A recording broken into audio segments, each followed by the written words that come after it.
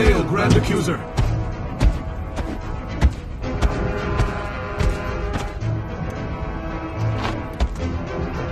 Where are these Avengers you spoke of, Marvel?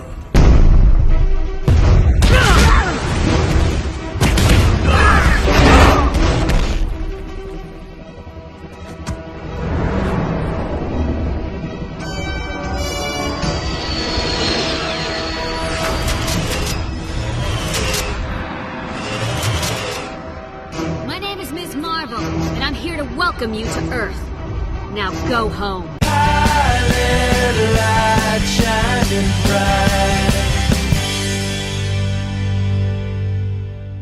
As it turns out, this was one of the more difficult topics to tackle. Not only are there two versions of Captain Marvel, one from Marvel and DC, the latter who actually can't be called Captain Marvel on the cover of his own books due to copyright issues, but there are at least 7 different characters with the name Captain Marvel that have appeared in Marvel Comics.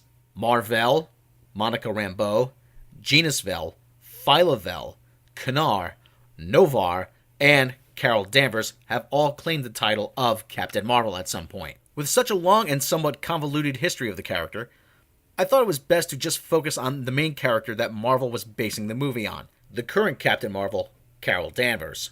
Now, once again, I'm going to have to leave a lot of stuff out for the sake of time, and with a character with such a long and convoluted history as Carol Danvers, I'm going to have to leave a lot more stuff out than usual. Got it? Good. Let's go. Created in 1968 by Roy Thomas and Gene Colan, Carol Danvers first appeared in Marvel Superheroes number 13. Originally, she wasn't a superhero. She was a United States Air Force pilot. After being kidnapped by Jan Rog, Danvers gets her powers from an explosion involving the Kree warrior Mar-Vell, who was disguised as Dr. Walter Lawson, in a device called the Psychic Magnetron. The explosion caused Danvers' genetic structure to meld with Mar-Vell's, turning her into a Kree-human hybrid and imbuing her with his powers. After which, she popped in and out of books with the Defenders and the Avengers. She takes the name Ms. rather than Miss because Marvel wanted to reflect the growing feminist movement in the United States, with Danvers even fighting for equal pay for women in her civilian identity. Now buckle up because this is the part of the story that gets really freaky. You've been warned. During the 80s, Ms. Marvel was kidnapped by the character Marcus, who was the son of Immortus, taken to another dimension without even so much as a fight put up by the Avengers, and impregnated, supposedly so Marcus could enter the 616 universe. Some were at the time very critical of this storyline, most notably comics historian Carol A. Strickland, who wrote about it in her essay, The Rape of Ms. Marvel. Writer Chris Claremont undid the storyline in Avengers Annual number 10, where Danvers is returned to Earth via Immortus' technology and Marcus dies of old age. Yeah, I told you it was going to get freaky. Sometime after returning to Earth, Danvers is attacked by the mutant Rogue. She absorbs both her powers and her memories. After her memories are restored by Professor Charles Xavier, naturally, as anyone would be, she's pissed off about being kidnapped without so much as the Avengers saying, hey, where's he taking her? It was also around this time that Danvers broke into the Pentagon and wiped out the government's files on the X-Men. She continued to appear in the Uncanny X-Men after being experimented on by the alien race The Brood, after which she went by the name Binary, and she wielded the power of a star.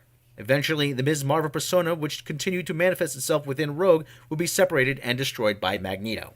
In the 90s, things take a bad turn for Ms. Marvel. Her powers become scaled down, she returns to the Avengers as a new character, Warbird, and after becoming depressed over losing her power, she hits the bottle, and because of her drinking, she gets suspended from active duty. During the Marvel Civil War, Danvers, along with Tony Stark, become supporters of the Superhuman Registration Act. Later, she sides with Captain America. After the split, she forms the Mighty Avengers, and was even contracted by S.H.I.E.L.D. to eliminate supervillains before they become a threat. She even serves as pallbearer at Captain America's funeral. In 2012, in the series written by Kelly Sue DeConnick, Danvers takes up the role of Captain Marvel. For a short time, she's joined by the Avengers, and in 2013, it was announced that Danvers would be joining the Guardians of the Galaxy. Sheesh, that was exhausting. Anyway, Danvers' powers include superhuman strength, speed, stamina, flight, and even a precognitive sixth sense. Being a Kree-human hybrid, she has a resistance to most poisons and toxins. She can survive in space, control the electromagnetic spectrum and gravity, and she can achieve supersonic flight. She's also a noted spy, marksman, and pilot. So far, there's no casting news, nor is there a director for the film. The latest buzz is that Battlestar Galactica's Katie Sackhoff is the odds-on favorite to play Carol Danvers. With the release date this far out, it's still far too early to expect any casting news unless the character makes an appearance in Captain America Civil War.